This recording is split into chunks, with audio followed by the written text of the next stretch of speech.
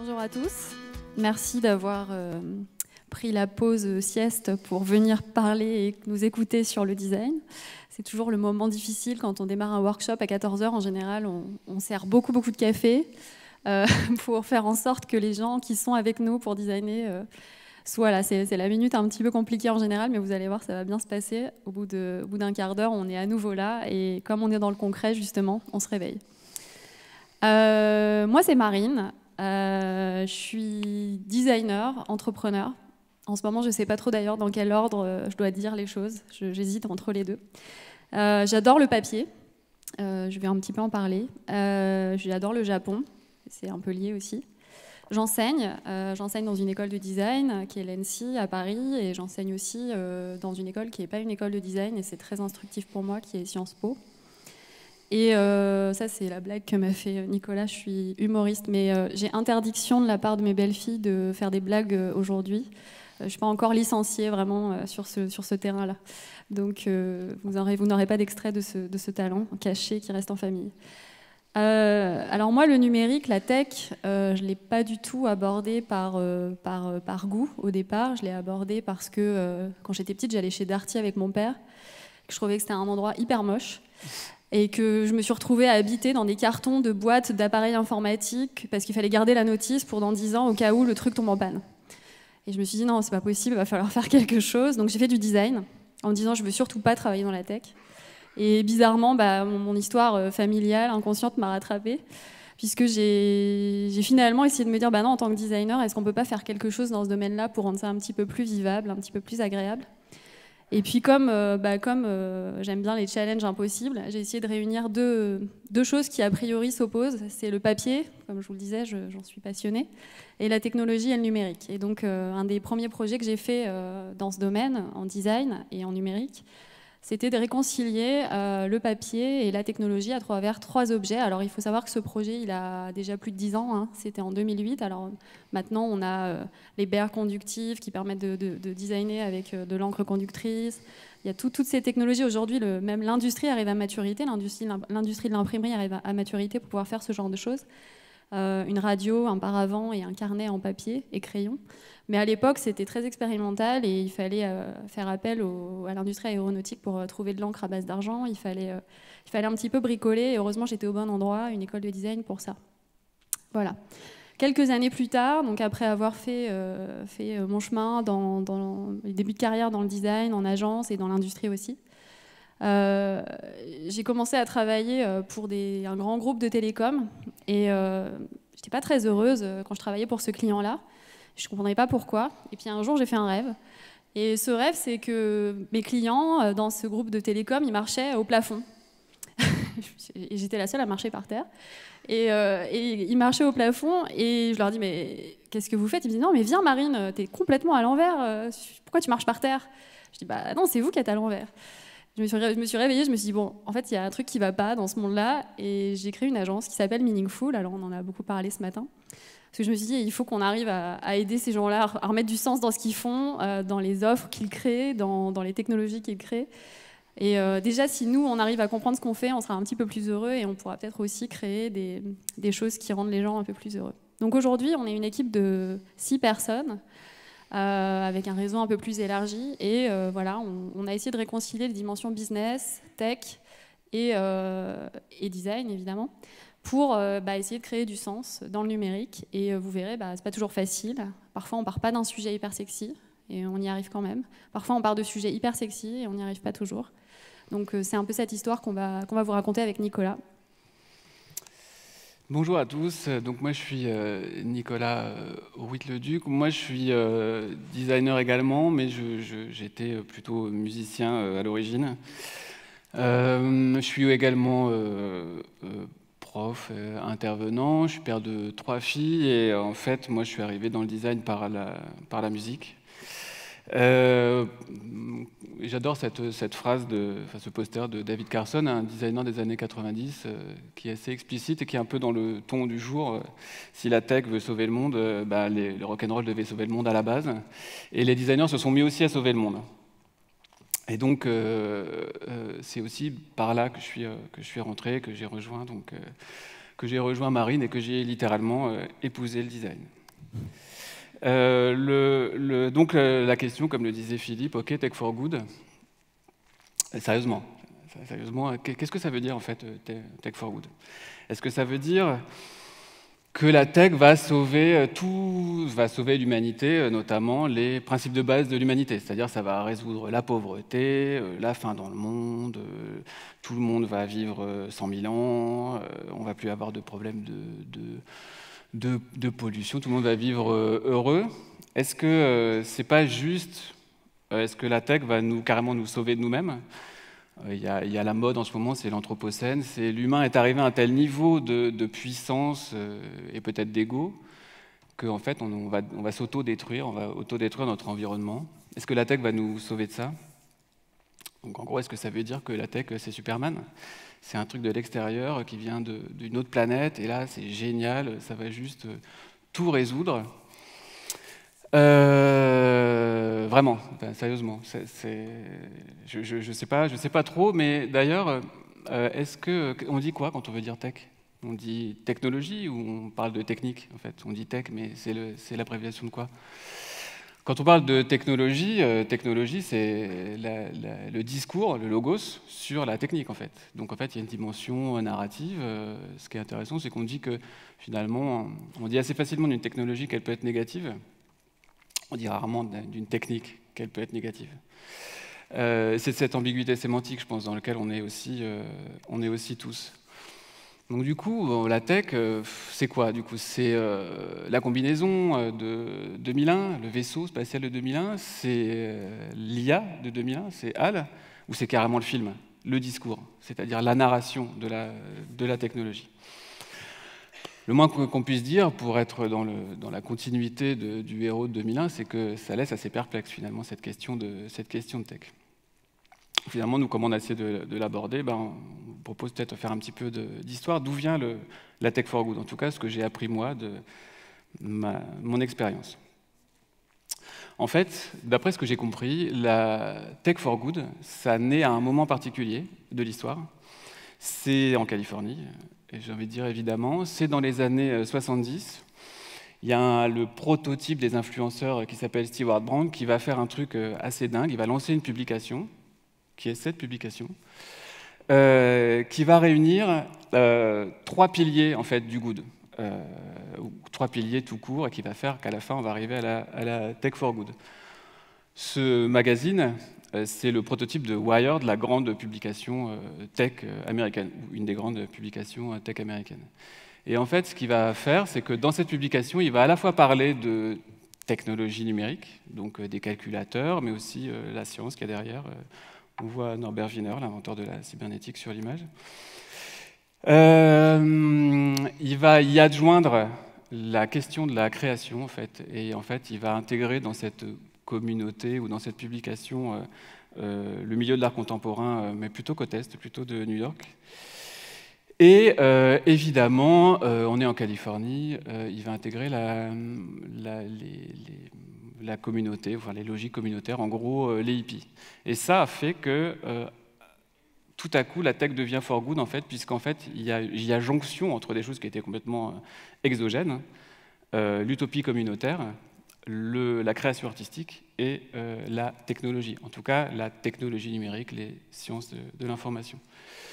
Donc, a priori, c'est de là que ça nous vient, en fait, cette histoire. Ce qui est assez intéressant pour nous en tant que designers, c'est que dans les mêmes années, à peu près 50s, 60s, un grand couple de designers, qui est une grande source d'inspiration pour nous, va aussi en fait, s'intéresser à ça. Peut-être vous connaissez les IMSS pour les chaises iconiques qu'ils ont créées, mais en fait dans les 60s, une fois qu'ils ont fait tout un tas d'objets, justement ils vont faire tout un tas de films en fait. Ils vont faire des expositions, notamment expositions universelles, dans lesquelles ils vont expliquer la technologie. C'est des super manuels de design d'interaction typiquement. Et là on est vraiment dans les années 60. Ça, c'est l'histoire telle que finalement on arrive facilement à la retrouver, mais il y a une autre chose qui est intéressante d'un point de vue historique, c'est que le père de la cybernétique, donc le père de la théorie de l'information, un des pères de la théorie de l'information, écrit en 1964 un livre qui dit attention, cette technologie ou ces technologies sont potentiellement incontrôlables. Et il va écrire un livre qui s'appelle God and Golem Incorporated. C'est l'image d'un golem, qui est une histoire de la tradition mystique juive, qui fait écho en fait à quelque chose qu'on connaissait déjà avant, c'est Fantasia, le mythe de l'apprenti sorcier.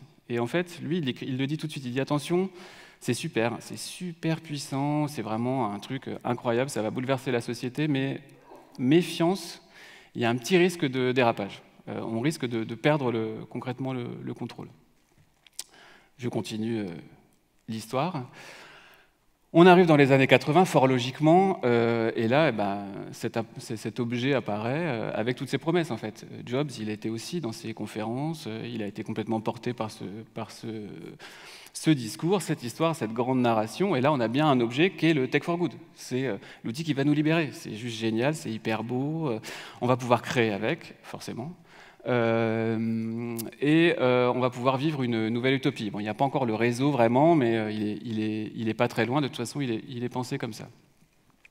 Et là, on est dans l'étape des early adopters. Je sais que ta grand-mère, Marine, elle est née avec ça. Enfin, sa grand-mère était une geek. Ces objets arrivent et c'est juste génial. Mais on est vraiment sur une petite partie de la population et on adore ça. Dans les années 90, on va connaître un déploiement 90-2000, l'Internet arrive et là tout à coup on va pouvoir connecter, les iPhones vont arriver ou les smartphones vont arriver. Et on est toujours dans le good, même si on va s'adresser à une population qui sont les fameux digital natives, mais qui sont décorrélés en fait de ce tech for good. En fait, c'est for good, mais on ne sait plus trop bien pourquoi. En fait, on n'était plus là, on n'a pas participé à ces fameuses conférences. Les ingénieurs d'origine, on les connaît plus, ils sont à la retraite. Mais on continue sur cette lancée. Et effectivement, Karine le disait ce matin, la mobilité, c'est un truc super. Enfin, vraiment, ça nous a quand même changé la vie. C'est quand même un tout petit peu plus pratique de naviguer, venir ici de la gare. C'est quand même, avec un smartphone, c'est quand même 100 000 fois mieux. Dans la santé aussi, on a vu des choses hyper positives. Je pense qu'on est assez d'accord pour dire qu'un service comme Doctolib nous rend l'accès à la santé un peu plus pratique. Il y a aussi un aspect, on va dire, qui est un peu caché. Cette démocratisation, elle ne va pas être qu'avec des super beaux outils, tous les appareils et tous les gens ne vont pas avoir un Mac en face d'eux. Il y a beaucoup de gens qui vont vivre une autre réalité de la tech, de l'informatique. Il y a des gens qui vont commencer à se retrouver avec des outils tous les jours, hein, pas une fois de temps en temps, mais genre Lotus Note par exemple, pour ceux qui ont connu Lotus Note, bon, je pense que c'était une vraie catastrophe. Envoyer un mail, c'était un truc, ça prenait 10 minutes, quand on arrivait à l'envoyer. Hein. Et tout le monde avait ça. Même encore aujourd'hui, répondre à un appel d'offres public sur une plateforme de l'État, attention, gros risque que rien ne se passe, hein, que vous n'arrivez même pas à soumettre. Il y a aussi eu des tentatives de smartphones totalement ratées, hein, cette espèce de Symbian, là, Nokia a fait un truc, c'était pas du tout utilisable, ça marchait pas. Et puis aujourd'hui dans l'industrie, il y a encore beaucoup de gens qui ont cette espèce de truc super moche là. C'est quand même 90% des interfaces industrielles sont ça. Hein. C'est pas, ils n'ont pas Waze. Hein. Non, ce qu'ils ont, c'est ce machin en fait qui est absolument illisible. Et donc en fait, en vrai. Si on veut comprendre là où on en est dans la tech aujourd'hui et le malaise, en fait, il s'explique peut-être aussi par ça. Et aujourd'hui, on est face à encore un autre niveau, je pense. On est rentré dans un moment bizarre. Philippe en parlait ce matin. Là, c'est un peu étrange en fait ce qui est en train de se passer. Là, typiquement, j'ai juste repris. C'est une image qui a été publiée par un grand journal indien pour parler de.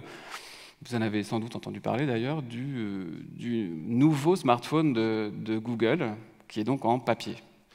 Bon, ça n'a aucun sens, hein. Enfin, un smartphone ne peut pas être en papier. Hein, Et c'est génial, c'est que c'est une innovation de Google qui va nous permettre de nous rendre moins addicts à la technologie. Il y a beaucoup de choses qui n'ont aucun sens dans cette mécanique, mais ce qui est super intéressant, c'est qu'un grand journal va dire, regardez, on met le patron de Google à côté de cette innovation. Donc on commence à voir qu'aujourd'hui, on a un peu un problème avec... On ne sait plus trop de quoi on parle. Il y a d'autres choses qui sont en train d'arriver. Là, j'étais sur LinkedIn ce matin, et qu'est-ce que je vois ? En fait, Basecamp, qui est un outil de gestion de projet, en fait, publie des pubs, enfin obligé de se faire de la pub pour soi en disant qu'ils ne veulent pas faire de pub pour eux-mêmes. Parce qu'en fait, comme tout le monde peut faire de la pub et prendre le mot-clé de Basecamp sur Google, en fait, eux disent, moi, du coup, je vais être obligé d'acheter cette pub, mais comme j'ai le droit de dire ce que je veux dans la pub, je vais dire que j'ai pas envie d'acheter cette pub. OK. Donc là, on est dans un... Et donc, ils disent qu'en gros, ils sont pris en otage. Donc, ils publient ça, même, de leur point de vue. Dans le genre, on vit un monde bizarre. Je suis abonné à la MIT Technology Review, qui est la revue tech par excellence. C'est la revue du MIT, c'est de là dont tout vient. Wiener vient de là, la théorie de l'information vient de là. Et c'est super déprimant. Enfin, tu lis les titres, c'est genre... est-ce que la santé, par exemple, ça va marcher à une seule condition, c'est que vous n'ayez plus aucune privacy. Ah, ok, ouais, super.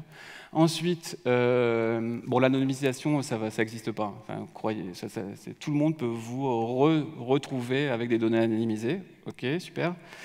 Ah ouais, les données biométriques. Il y a un leak d'1 million de personnes. Donc il y a 1 million de personnes qui se sont fait hacker leurs données biométriques, et une donnée biométrique est non changeable. C'est ça la donnée biométrique, en fait. On ne peut pas la modifier. Ça veut dire qu'il y a 1 million de personnes qui n'ont plus d'identité, qui potentiellement ne pourront plus rien faire, ni changer de pays, qui pourront en tout cas se faire voler concrètement leur identité. C'est pour ça que la Quadrature du Net ou les hackers blancs disent qu'il ne faut pas de données biométriques dans le numérique. En fait, il faut laisser le biométrique là où il est, parce qu'en fait, c'est pas très safe. Et le dernier truc, c'est là, il y a des hackers qui ont juste, ils ont hacké la douane américaine. Ok, bon, super.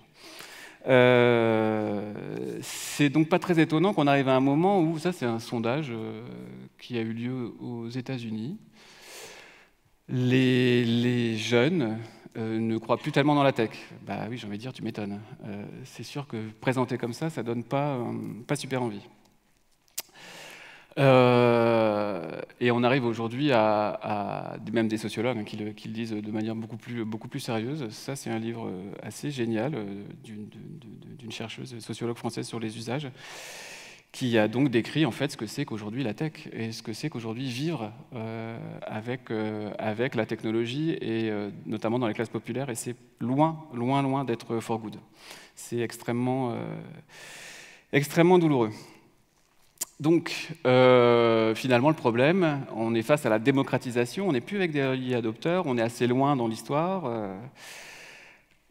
Donc, du coup, comment on fait pour susciter l'engagement des gens qui ont peur? Parce qu'on est là maintenant, ça y est, en fait, on flippe tous, donc on n'en veut plus, donc ok. Donc maintenant, il faut regagner la confiance qui a été perdue, ce qui ne va pas être forcément super gagné, et peut-être, en fait, on peut aller vers une narration de la tech qui soit un tout petit peu plus positive, plutôt que cette narration qui aujourd'hui est assez négative. Si on pousse un tout petit peu plus loin finalement, et qu'on veut aller résoudre cette question, ou chercher à aider les gens là où ils sont, quelques chantiers en fait, de manière assez simple. Je pense que l'État et les services publics peuvent vraiment être un beau sujet pour faire de la tech for good. Il y a 1000 designers chez Messenger de Facebook. Il doit y en avoir un demi dans l'État. Je pense qu'il y a moyen de faire des trucs. La tech mal utilisée par l'État, c'est une cause de souffrance majeure aujourd'hui des gens. L'éducation, la tech n'a pas résolu le problème de l'éducation. Les MOOC ne sont pas un si grand succès que ça. C'était un peu trop facile en même temps. Donc il y a un vrai sujet. L'énergie, on va en reparler. La santé, je pense qu'il y a un gros travail autour de la santé. Comme je l'ai dit, l'entreprise, peut-être on peut faire quelque chose d'un peu plus intéressant. Et donc le deuxième aspect pour nous, pour démocratiser la tech, et on va rentrer dans le concret, c'est de la rendre praticable. J'aime bien ce terme, je l'avais découvert quand j'ai fait mon mémoire de fin d'études sur le quotidien. C'est Michel de Certeau qui parle de pratiquer le quotidien, et rendre la tech praticable, c'est la rendre appropriable par les gens, par les utilisateurs, voire plus créative au niveau de l'espace de la pratique quotidienne. Et rendre la tech praticable, ça veut dire la rendre vraiment utile.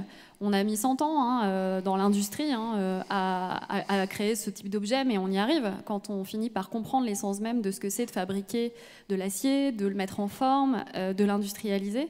On est au début de la tech, à cette échelle-là, mais c'est ça l'objectif, c'est d'arriver à des objets aussi simples et aussi évidents qu'une épingle à nourrice. C'est de la rendre aussi plus simple et transparente. Bon, le stylo Bic, c'est un peu une banalité, on pourrait penser pour un designer ou pour même une conférence sur les objets. Mais j'aime beaucoup cet objet parce que non seulement il est high-tech, mais en plus il est transparent, il nous montre, il nous révèle son fonctionnement. Et sans pour autant nous révéler une complexité à l'intérieur. Donc ça, on va en reparler. On doit aussi la rendre plus accessible. Alors, dans le domaine des produits industriels, plus accessible, ça voulait dire moins cher. Dans la tech, ça, on y est arrivé assez bien, puisque tout est à peu près gratuit. On a même oublié la valeur qu'il y avait derrière.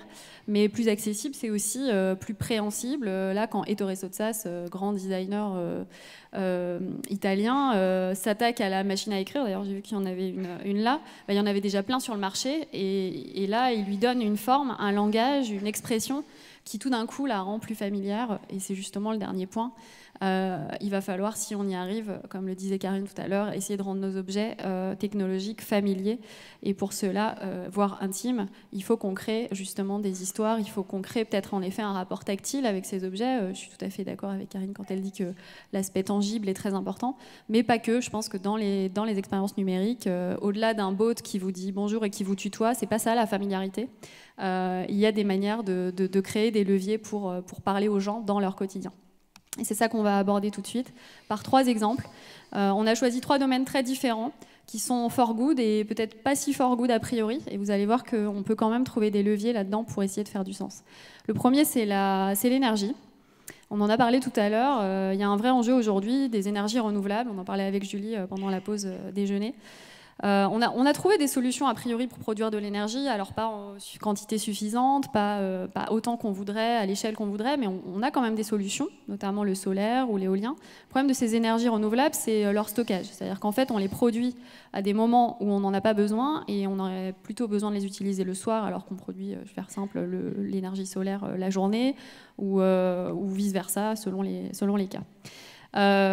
Et on a rencontré une start-up qui est géniale, qui justement propose une solution qui est un radiateur qui a intégré une batterie dans son radiateur. C'est hyper malin, parce qu'on peut produire de l'énergie et la stocker en local, et donc on peut l'utiliser à un autre moment dans la journée quand on en a vraiment besoin. Et donc en plus, on peut produire de l'énergie au moment où elle nous coûte le moins cher, et on peut la réutiliser au moment où elle nous aurait coûté le plus cher. Donc ils ont installé déjà depuis un moment ces radiateurs dans des logements sociaux dans la région de Grenoble pour une première expérimentation. Et quand ils viennent nous voir, on est super contents parce qu'ils viennent nous demander de les aider à réaliser la V2 de ce produit qui va être encore plus génial, qui va en plus intégrer justement l'autoconsommation, donc le fait de pouvoir produire soi-même son énergie en local, piloter tout ça, enfin, ça va être vraiment super. Et nous on se dit c'est super, c'est meaningful ça comme projet, on veut le faire.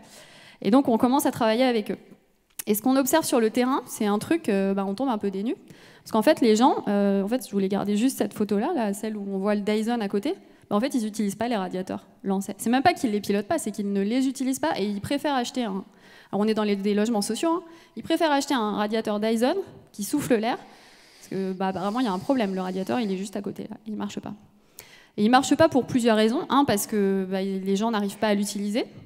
2, parce que c'est leur bailleur social qui l'a mis ce radiateur et ils ont un peu des doutes sur le fait d'utiliser un outil numérique proposé par leur bailleur social avec qui ils n'ont pas des relations super cool. Et voilà. Et en plus, ils se disent, ils éteignent le radiateur, du coup ils éteignent la batterie. Et donc là où la batterie devrait stocker l'énergie, il ne faut pas l'éteindre, en fait le bouton éteindre le radiateur et éteindre la batterie est au même endroit qu'éteindre le radiateur, donc ils éteignent tout et du coup ils perdent toute la valeur de l'usage de l'objet qui est de faire des économies d'énergie. Donc voilà, et donc fort de ce constat, on prend un parti pris de design qui peut paraître étonnant, qui est de dire mais finalement on va déjà commencer par la base. C'est la manière dont on fait des personas. Quand on n'a pas l'occasion de faire énormément de terrain, on fait des proto-personas et ensuite on valide nos hypothèses sur le terrain. Et le petit triangle en bas à droite, il est intéressant parce que, en gros, on a priorisé les besoins des gens. Et on s'est dit, finalement, il y a 3 besoins dans l'appropriation de cette techno. C'est d'abord la confiance. Il va falloir qu'on restaure la confiance dans la technologie, parce que là, on est parti du très mauvais pied. Ensuite, le confort, parce que c'est pas parce qu'on est dans un logement social qu'on n'a pas envie de bien se chauffer, sinon on n'achèterait pas de chauffage, hein, tout simplement. Et ensuite, l'économie. Et même si on est dans des problématiques de précarité énergétique, on part de cette hypothèse que c'est d'abord la confiance, ensuite le confort et ensuite l'économie qui va primer pour les gens. Et pour faire simple, bon, je vous montre un petit extrait, pas tout le développement de l'appli, mais par l'application mobile qui permet de piloter ce radiateur, on va intégrer des notions très simples de base de qu'est-ce que c'est que se chauffer bien dans une maison. Parce qu'en fait, on s'aperçoit aussi que ce que les ingénieurs du CEA qui ont développé ce super radiateur, qui ont levé plus de 8 millions d'euros pour cette technologie, nous disent dans les ateliers de co-conception, c'est ils nous disent en fait, pour faire des économies, il faut juste arrêter de chauffer les pièces où tu vis pas à moins de 18 degrés, à plus de 18 degrés. Mais ça, même moi, je le savais pas. Hein. Aujourd'hui, j'ai un appartement à Paris. Je me dis comment je vais passer l'hiver sans y laisser tous les cadeaux de Noël de la famille. Donc moi-même, étant bien éduquée, je ne le sais pas. Alors comment peut-on partir du principe que quelqu'un qui est dans un logement social à qui on file une nappe mal ficelée le sache? Par contre, si on lui file une app à peu près bien ficelée qui intègre ces notions-là d'emblée dans les programmes qui sont embarqués dans l'app, déjà on peut lui apporter cette information-là. On lui apporte aussi un outil très simple pour justement passer une pièce en pièce de vie en pièce de nuit. Donc du coup, justement, c'est ce que vous apercevez dans les écrans qui défilent. C'est qu'en fait, très simplement, je peux décider que quand je sors le matin de ma chambre, ça y est, c'est une pièce de nuit, entre guillemets, c'est une pièce où je ne vais pas passer le reste de ma journée, donc elle peut repasser à 18 degrés. Puisque je vais vivre dans le salon où je vais travailler dans mon bureau à côté parce que je suis freelance, là je vais passer cette pièce en pièce de vie et du coup elle va être réglée automatiquement sur des températures de vie et donc des températures plus élevées. Et donc on a conçu tout un pré-programme dans l'application, tout un tas d'outils qui intègrent aussi la norme, parce qu'aujourd'hui c'est une norme d'afficher les températures avec ce code couleur, mais elle n'est jamais bien intégrée. On a intégré ça dans l'application pour rendre toute cette information, toute cette connaissance qu'avaient les ingénieurs du CEA mais qu'ils ne traduisaient pas dans leurs produits, pour la rendre accessible aux gens et, si possible, justement, in fine, leur permet déjà d'avoir un meilleur confort, mais surtout, peut-être, à terme, d'obtenir la promesse initiale de cette start-up qui était de faire des économies d'énergie. Deuxième sujet, super intéressant aussi au départ, c'est comment on peut démocratiser l'accès à la correction optique. Alors, il faut savoir que dans le monde, il y a 2,5 milliards de personnes. Je ne sais pas s'il y a des gens qui ont des lunettes là. Moi, je vois rien, je suis myope. 2,5 milliards de personnes qui devraient avoir des lunettes, comme vous et moi, et qui n'y ont pas accès. Pour plusieurs raisons. Parce qu'un, ils ne sont pas diagnostiqués. Ou deux, ils ne peuvent pas trouver une paire de lunettes à proximité, ils ne peuvent pas en acheter. Et ce n'est pas forcément dans des pays sous-développés. Vous habitez dans la province de Chicago, dans la banlieue de Chicago, sans mutuelle, il faut prendre votre voiture pour aller trouver un opticien, ça coûte cher, donc l'accès à la correction optique peut être assez compliqué. Et nous, on a rencontré une start-up encore géniale, une filiale d'un grand groupe industriel cette fois, qui avait décidé de se lancer dans rendre plus accessible cette correction optique, et qui, du coup, avait conçu des kiosques et les commercialiser, des kiosques qui permettent d'acheter des lunettes et de les recevoir dans le magasin où on les a achetées ou chez soi en 48 heures. Donc on se dit, waouh, super, pas grand-chose à faire là-dessus, c'est super comme proposition de valeur, c'est super comme offre. Et quand ils viennent nous voir avec un problème assez basique. Ils disent, voilà, on a une super idée, mais par contre, elle ne performe pas très bien parce que au niveau du parcours d'achat, au moment où il faut indiquer quelle est la correction visuelle dont on a besoin, les gens, c'est pas très ergonomique, ils n'arrivent pas très bien à rentrer cette prescription. Donc ils viennent nous voir parce que nous, on est des ergonomes, on est des designers UX, donc ils viennent nous voir pour dire, c'est pas très ergonomique, est-ce que vous pouvez nous aider à faire quelque chose qui va être plus fluide, là, fluidifier l'expérience? Vous connaissez bien ça. Nous, on dit, d'accord, très bien, on va aller regarder d'un peu plus près vos machines, votre interface. Et ce dont on s'aperçoit, c'est que le problème, certes, il y a un problème sur le fait que les gens ont du mal au moment de la prescription, mais c'est pas qu'ils n'arrivent pas à rentrer les chiffres. Alors certes, on peut simplifier ça, mais c'est surtout qu'en fait, ils n'ont pas d'ordonnance quand ils arrivent, voire ils n'ont même pas été diagnostiqués. Donc il y a un vrai problème dans le parcours d'achat, déjà à ce niveau-là. Le deuxième constat qu'on fait, c'est que les tenanciers de ces magasins, ok, ils ont accepté pour l'expérimentation d'installer des kiosques, de voir ce que ça fait, mais en fait, ils ne voient pas l'intérêt, ils ne vendent pas de lunettes, pas plus qu'avant. Et puis, ils se disent, ok, mais so what, qu'est-ce que ça m'apporte, moi, de faire venir des kiosques dans mon magasin? Et donc on a fait tout un travail avec cette start-up, déjà au niveau du positionnement, c'est-à-dire de reclarifier, mais dans quel type de magasin ces kiosques, ils ont vraiment de la valeur? À quel endroit géographiquement? Est-ce que c'est vraiment dans des endroits où il y a déjà à côté peut-être un opticien, ou est-ce que c'est plutôt dans un convenience store, dans un supermarché, là où les gens justement pourraient avoir besoin de lunettes, mais là où les gens vont au quotidien, mais là où ils n'ont pas justement accès à la correction optique. Et donc on a retravaillé l'offre, à la fois pour montrer aussi que ce que cette start-up faisait, c'était pas seulement cette technologie de kiosque. En fait, on était avec des gens qui étaient passionnés par l'objet, par cet objet kiosque, par le fait de le mettre au point. Ils mettaient au point des nouvelles versions du kiosque en permanence, mais ils avaient oublié qu'ils faisaient autre chose en fait. Ils font pas un kiosque, ils proposent un service clé en main pour offrir à des gens qui aujourd'hui font par exemple de la pharmacie, pour leur permettre de devenir des vendeurs de lunettes. Et ça, c'est complètement disruptif sur le marché. Ils permettent à des gens de devenir opticiens, juste en commandant un kiosque, et ils leur fournissent toute la chaîne logistique qui va derrière, ils leur fournissent toute l'offre intégrée de lunettes, etc. Ils leur fournissent tout. Donc en fait, le kiosque n'est qu'un conteneur dans lequel ils mettent toute leur offre. Mais eux, ils avaient focalisé toute leur offre, tout leur discours sur ce kiosque, qui était l'objet technologique. Mais en fait, c'est pas du tout là qu'était leur proposition de valeur. Il y avait une partie de leur valeur qui était là, mais pas que. Et donc, on a repensé l'expérience de manière globale, et justement, on a essayé aussi on a réintégré dans l'expérience le fait de pouvoir prendre rendez-vous avec un ophtalmologiste, un optométriste, il n'y a que chez nous qu'on a les ophtalmos, de réintégrer l'humain dans l'expérience de cette borne, c'est-à-dire qu'on était dans le fantasme du self-service, mais en fait, quand on regardait de plus près à qui on s'adresse, peut-être des personnes plus âgées qui justement vont vouloir retrouver de la proximité avec leur vendeur, mais en fait, justement, c'est cette proximité et cette tactilité qui venait chercher. Donc pourquoi enlever l'humain de ce parcours-là? Donc on a réintégré l'humain. Finalement, on a moins optimisé l'expérience qu'on ne l'a rendue plus humaine, en fait. On a évidemment retravaillé le parcours au moment où on rentre la prescription, puisqu'on peut prendre rendez-vous avec un optométriste, et quand on a sa prescription, on a juste un code qui permet de retrouver dans la base de données la prescription. Voilà, donc là, on a complètement décalé la problématique, et ce qui est intéressant avec ces deux projets, le premier et celui-là, c'est qu'en fait, on part de projets qui sont for good a priori. On se dit, c'est super, il y a juste à mettre la belle touche design qui va rendre ça super sympa.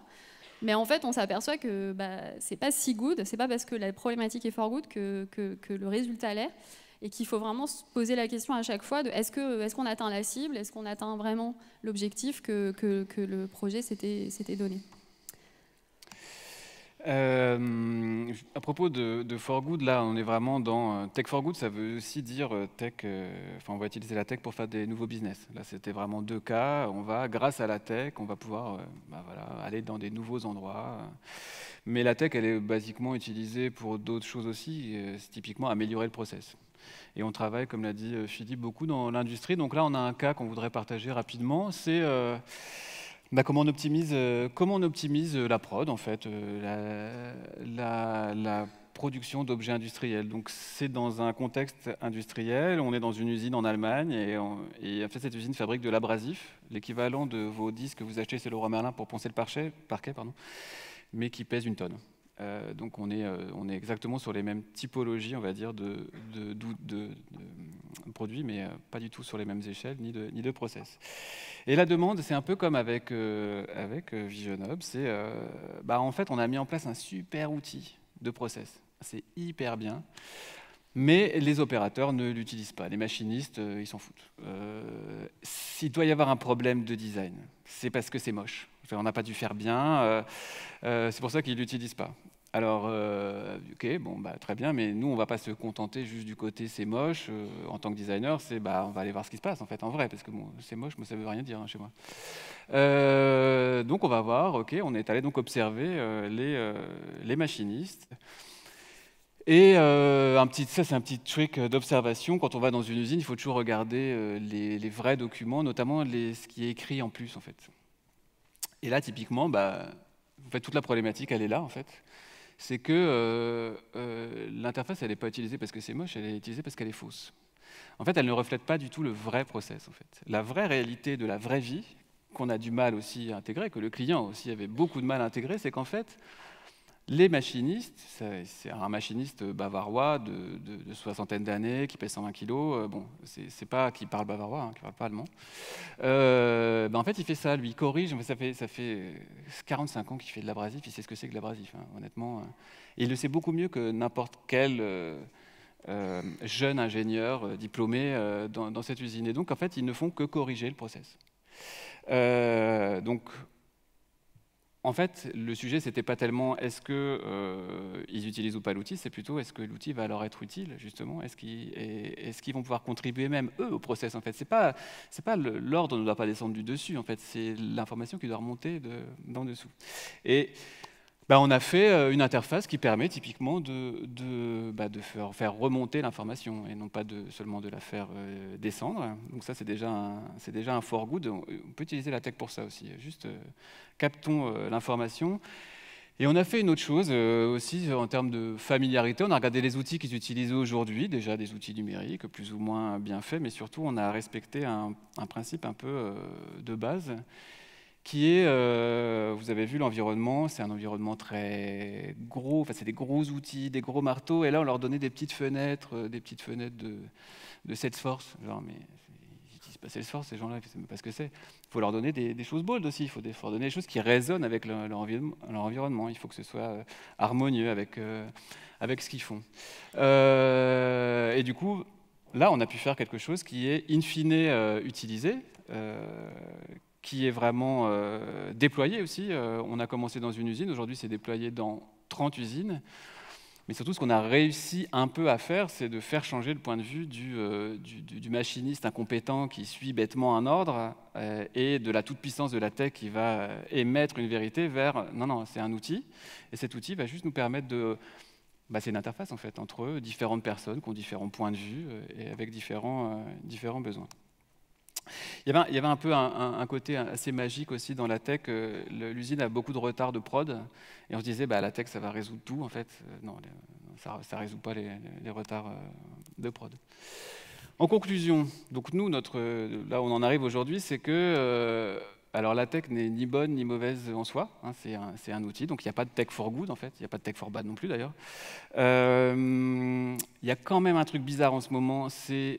Le futur, c'est maintenant. En fait, on n'est plus demain. En fait, parce qu'il y a beaucoup de demain, il va se passer ça, mais en fait, aujourd'hui, on ne sait plus du tout dire ce qu'est demain aujourd'hui.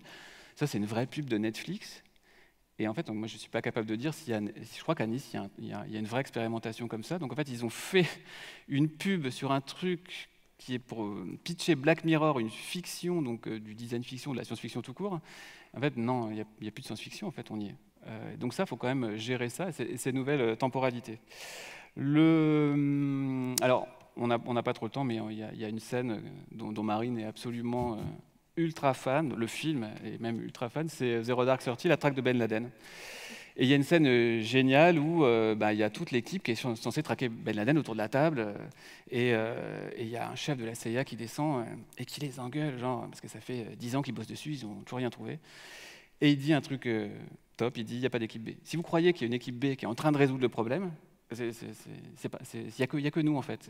C'est la même chose ici. Il n'y a pas de gens qui vont s'occuper du for good à notre place, en fait. Il n'y a pas des gens en train de réfléchir au for good autre que nous. Hein. Il n'y a que nous qui faisons du for good, en fait. En tout cas, maintenant. Et en tout cas ici. Il n'y a pas d'équipe B. Nous, on l'utilise tout le temps avec aussi nos clients, parce que à chaque fois, il y a toujours oui, mais on ne peut pas répondre à cette question parce que, en fait, il faut y répondre en fait, à la question, parce qu'il n'y a pas d'équipe B. À mon sens, c'est une des raisons pour lesquelles les silos aujourd'hui posent problème, c'est que les silos créent le syndrome de l'équipe B. Le silo, c'est le marketing qui va s'occuper de ça. Nous, on n'a pas besoin, nous on est produit, on n'est pas marketing, ou c'est le design qui va s'occuper de ça, et c'est toujours celui d'à côté. Donc non, il n'y a pas d'équipe B. Et donc on voulait vous livrer un peu à chaud aussi, parce que c'est vraiment tout frais, ça n'a pas encore été publié ni sur notre site web ni ailleurs, mais cette conférence nous a permis de faire l'exercice aussi. notre Good Digital Design Manifesto, parce qu'à défaut de faire la Tech for Good, qui du coup se ferait collectivement, nous on peut dire déjà ce que serait du Good Design, enfin à notre humble échelle. Et donc on a voulu se prêter à l'exercice de Dieter Rams, qui étaient les Good Design Principles, mais appliqués dans le digital. Et donc on l'a déjà dit, voilà, le Good Digital Design is useful, mais on revient à ça, c'est-à-dire qu'il faut commencer par faire quelque chose qui soit utile et qui nous sert. C'est peut-être même encore plus vrai dans le digital que dans les objets physiques, où en effet on peut leur attribuer une dimension émotionnelle, etc. Mais pour l'instant, le digital, il est là parce qu'il est pratique. Et donc, il faut déjà s'assurer que cette praticité soit là. Il est accessible, ça je l'ai déjà dit tout à l'heure. Accessible, ça veut dire qu'il ne fait pas peur. Ça veut dire qu'il est accessible au sens il est bienveillant et il est abordable. On pourra le développer, mais c'est vraiment fondamental pour nous. Aussi dans notre approche avec nos clients, de rendre notre pratique du design accessible. Ça, c'est hyper important et c'est même peut-être le top le chapeau de tout ça, c'est le Good Digital Design, et on pourrait même dire la Good Tech empowers human capacities and creativity.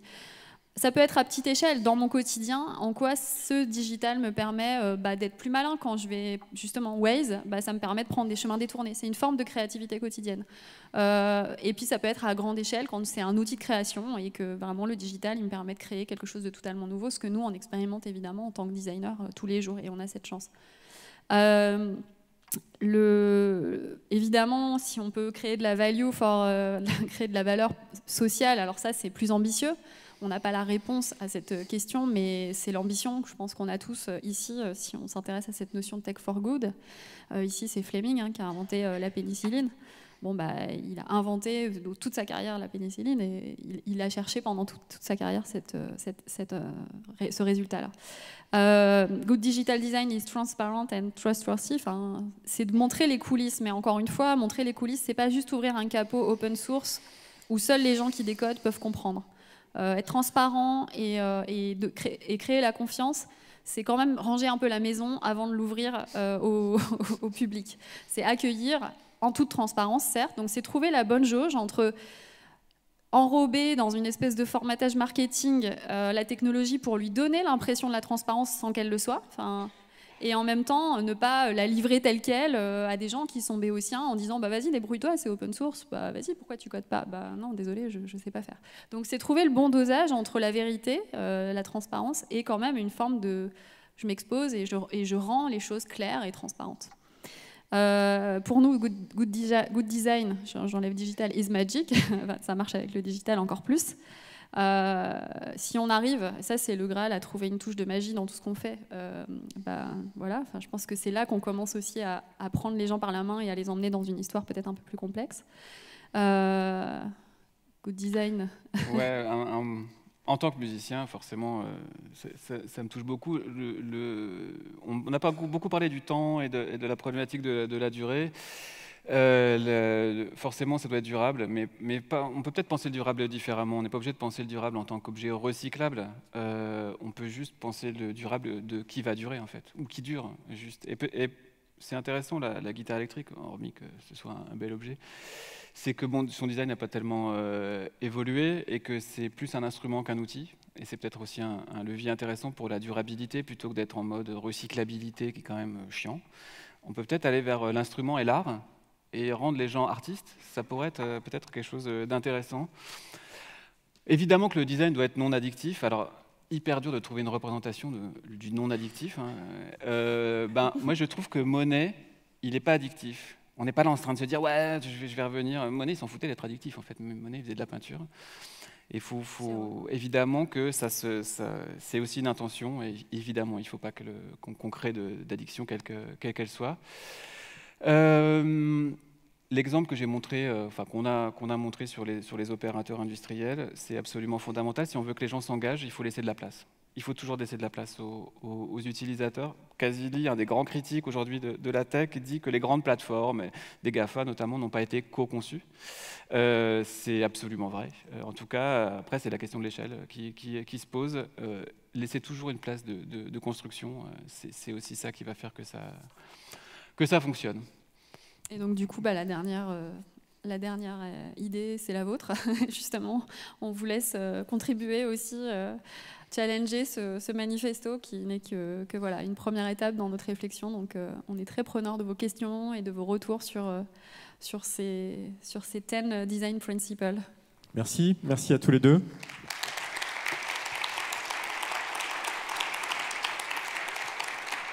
Alors j'ai toujours le rôle ingrat, mais que j'adore en fait, de gérer le temps et d'être hyper militaire sur le truc. L'une des raisons particulièrement à Blend, c'est qu'on a des sessions qui sont aussi un peu partout et qu'on essaie d'avoir des flux un peu coordonnés pour que les gens puissent rentrer et sortir, que vous ne ratiez pas une session que vous voulez voir après et que ceux qui veulent venir sur la prochaine ne soient pas en retard.